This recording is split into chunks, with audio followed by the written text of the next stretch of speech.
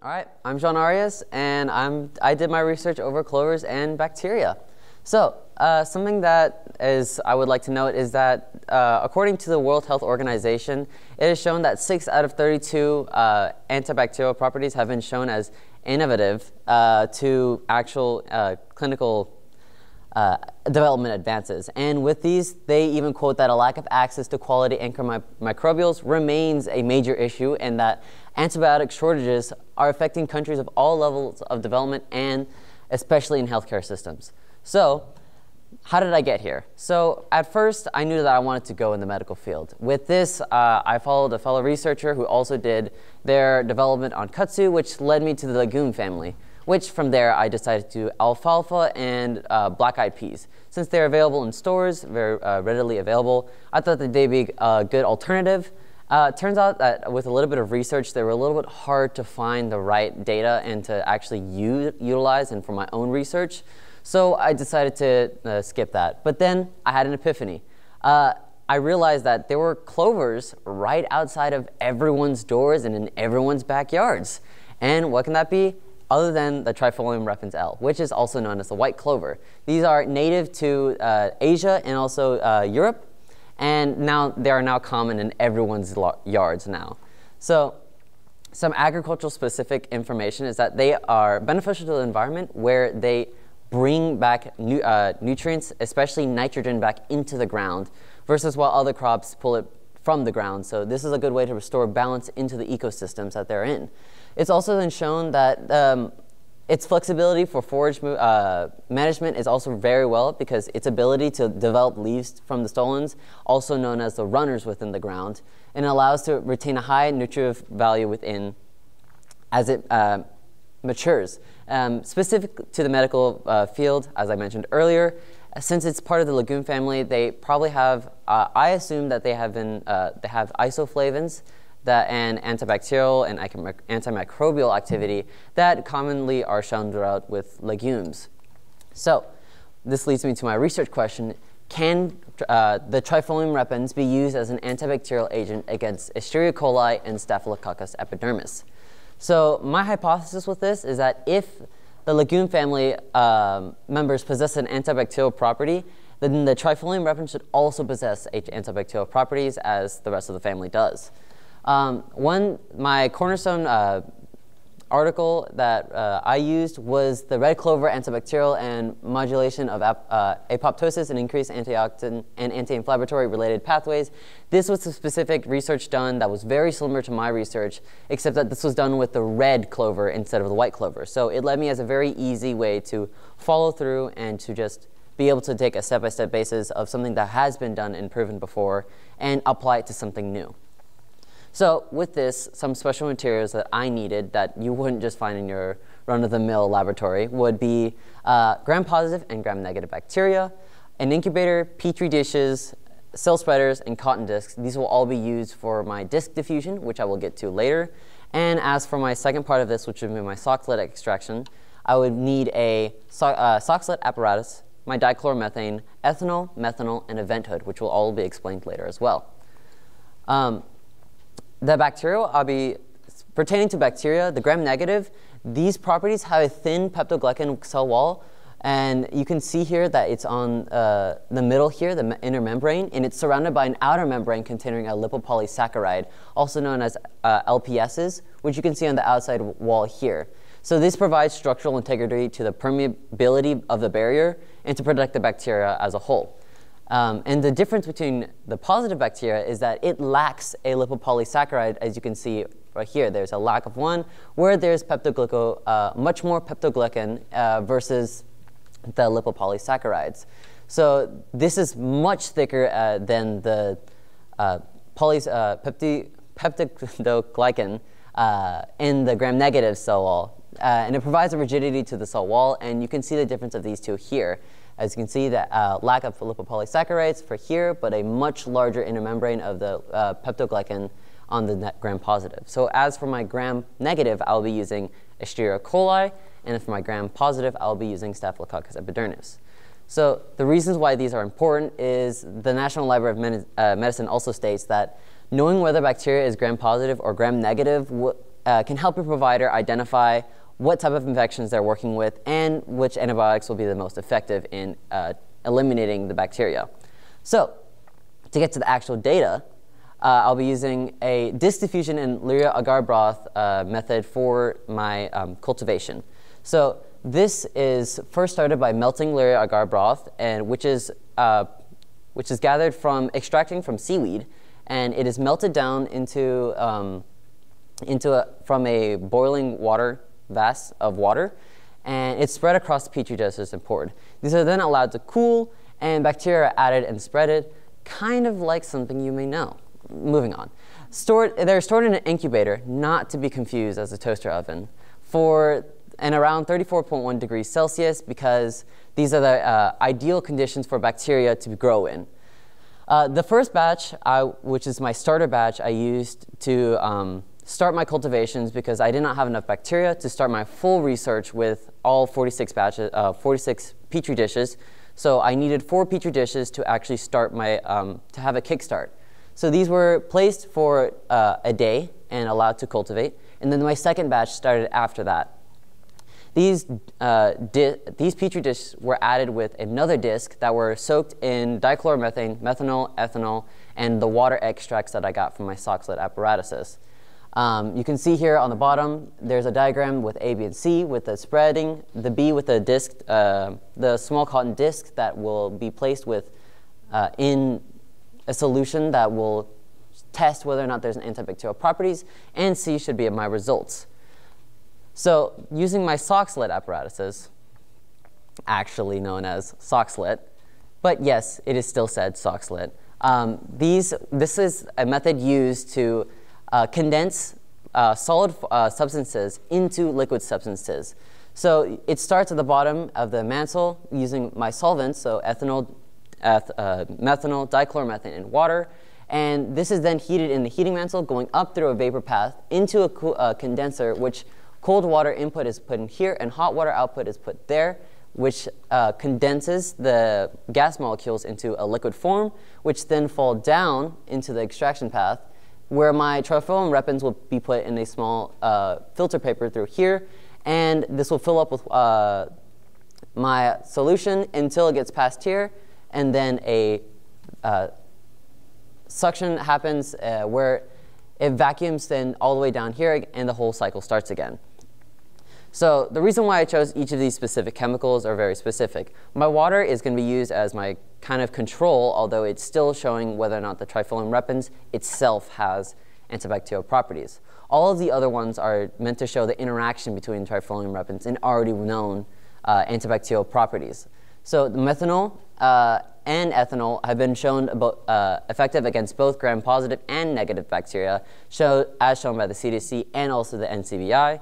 And our dichloromethane specifically has inhibitory effects against our S. aureus, which is a very close strain to the S. epidermis. So now getting to our data, we can look at this graph. And we can see that it starts with our water and ethanol starting at the same time, as to the fact that I did not have access to 2 cool water inputs at the same time. So one of the cold water inputs were an input from the hot water output from the first one, which was the water. So they were started at the same time because they could not be started separately. And you can see that they were started from water down to dichloromethane because of the boiling points, as water having the highest boiling point and dichloromethane having the lowest boiling point. One interesting thing that I found was that water and methanol both came out as clear, as the ethanol and dichloromethane, the solution came out as green, as because of the chlorophyll was broken down from the Trifolium Repens, and the Trifolium Repens left inside the filter paper was white. So seeing the data that I got from my research was that only the dichloromethane chose to have the ring around the cotton discs, which is interesting because, as we said earlier, that they were supposed to have some effect that the ethanol and methanol were supposed to have. This is also followed by our E. coli. The E. coli also only has the ethanol as the one that has the ring around it, like I said, which is interesting because all the other ones were supposed to have some sort of effect. as we see that water has no effect. The Trifolium repens that was cycled through with just water did not have much effectiveness against either gram-negative or positive bacteria. So the conclusion that I came from here is that the Trifolium repens by itself does not have any inhibitory effects against antibacterial, does not have any antibacterial properties, but this is again is not conclusive, as that there was a lot of limitations within this that we'll get to later.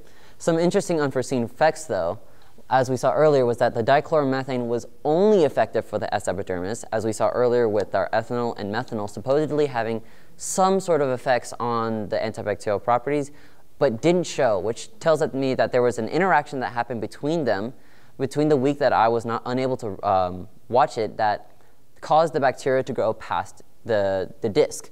Also, ethanol was the only one effective for E. coli, which, like I said earlier, was interesting because, as my hypothesis was earlier, I did not find that there was antibacterial properties, but it ended up removing the antibacterial properties as it had originally. So some future directions that can be taken with this is just as a general medical knowledge of just trying to find more antibacterial properties that we can maybe find in other types of plants.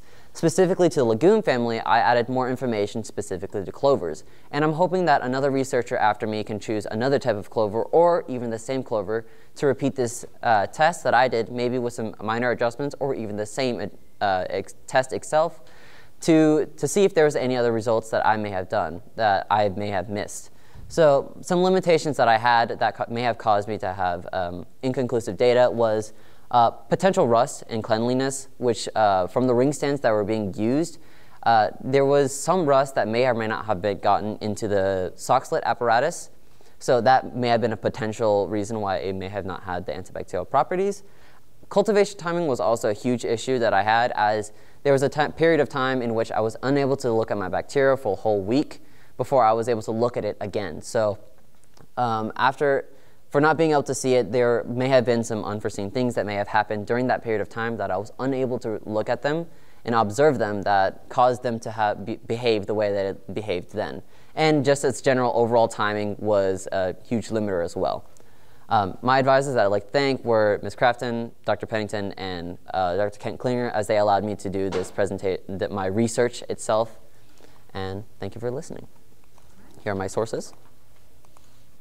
John, thank you so much. And oral defense panel, question number 1. Jean, how did your initial exploration of the scholarly conversation lead to your final research question? So my initial conversation of a scholarly conversation was very interesting because, as I previously mentioned earlier, I first started with the alfalfa and black-eyed peas, and with the conversation going through that, it was brought to my attention that it will be hard to grow them themselves, and which caused me to think about a way to just see that there was something already readily available to me during that period of time, as it was also coming up to winter. So seeing that the Trifolium repens are everywhere and they're still fairly resilient to wherever they are, it was the best option that I had. And also I found lots of data pertaining to the red clover, as I previously mentioned before. How did the limitations of your method or data influence your new understanding? Sorry, can you repeat that? How did the limitations of your method or data influence your new understanding? So my, one more time. How did the limitations of your method or data influence your new understanding? Okay. Some specifics on my limitations of my data was the timing, like I said. So that period of a week that was unable to observe my bacteria was definitely something that I did not see until very close to that time that I had, but I had no other more time to actually conduct this research.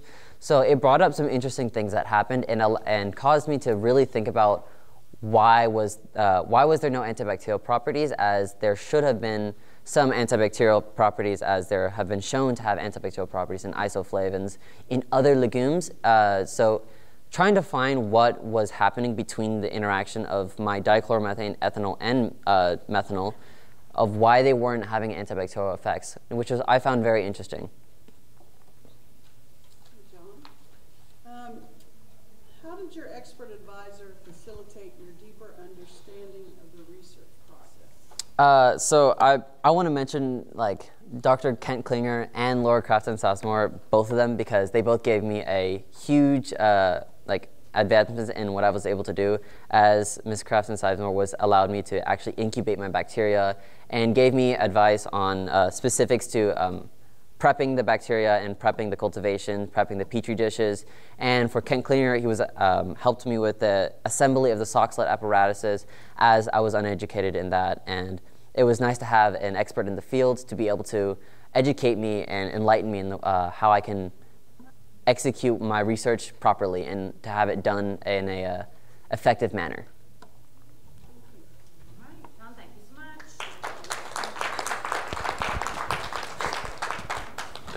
All right, the floor is open for general questions. Okay. Okay, where's the roasting? I have a quick question. I don't know. You were saying that there was a week that you weren't able to observe. How long was the process? Like how long? So I'm wondering, like, if it were to go on, because you were saying there were findings that you didn't see right to fruition. Like, do you think if you would have kept going that they would have been there, or do you know what I mean? So what I was expecting to find, I was expecting to be able to observe it within 24 to 96 hours, okay. Which, because the reason behind that was because if I had seen it within 24 to 96 hours, I would have also been able to see it without the bacteria overgrowing or the actual solution itself starting to evaporate, because as dichloromethane has a very low boiling point, that means that it's more easily to go into vapor, into a vapor state, vaporous state. So that was one of the issues that I saw, since there was a week. So I couldn't, by the time that the dichloromethane or ethanol or methanol were to evaporate, the bacteria would start overgrowing, even if I had shown it on the cotton discs.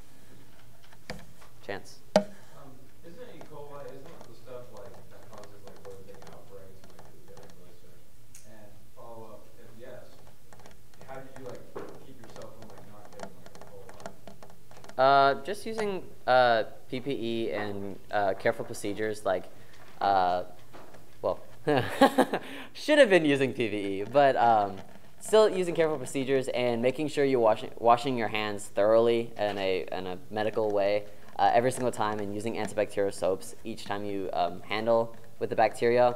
And the bacteria were contained within a petri dish. So also considering that these weren't, I don't know what you'd call, Ms. Crafton could probably help me out here, like antibacterial resistance. They don't have the resistance already embedded in them, because some strains of E. coli or any type of bacteria or virus can have can mutate to have anti-effectiveness, if that makes sense. Whereas just antibacterials don't actually work on them anymore, and they have to find new ways to do it. That's the reason why it became a global health concern. There were 6 out of 32 new ways to figure out how to have antibacterial properties or something. I feel like I would have been kind of scared. Hopefully I don't. Hopefully I didn't. I don't know. I have a couple questions for you, John. Oh boy. So from the red clover paper that you read, did they say what chemical actually increased the cell death, the apoptosis? I can't name of that off the top of my head. Was it legume-centered, or was it specific to red clover? It was specific to red clover. Very, very specific to red clover. And I don't know why I forgot to put that in there. No, not there. Where is it? So yeah, this paper done by these researchers, they did do it specifically on the red clover, which is why I used that as a cornerstone of mine. That they used a disc diffusion method and a sock-slit apparatus for the extraction method, and I forgot what specific chemicals they used. I think you answered it. Specific to red clover. How long from the time you extracted your stuff until you got to use it once they were relatively? So I made sure to keep that close.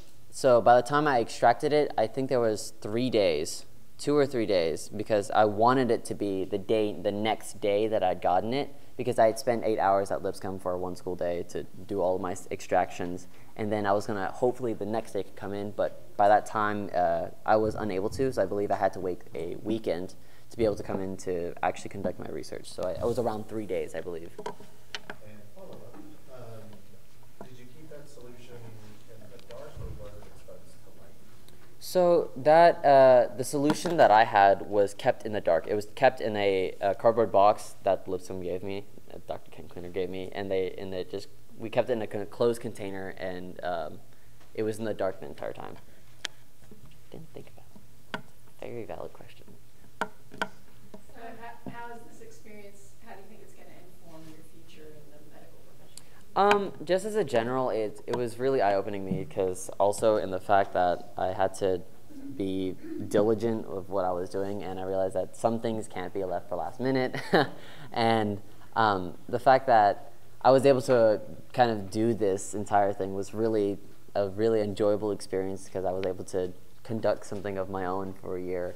And although it may have been inconclusive, it still was a really fun ride, and it taught me a lot to actually conduct research, to to find reliable resources, and to find different methods and ways that I can actually find information to do whatever I want. So whether or not that's antibacterial properties or trying to find the next new technological advantage in whatever medical field that I decide to go in, which I hopefully plan on going to travel nursing, that I can carry this knowledge that I now have, and I can kind of propel myself into whatever I need to be in, and I feel confident that I can research about something and figure something out on my own.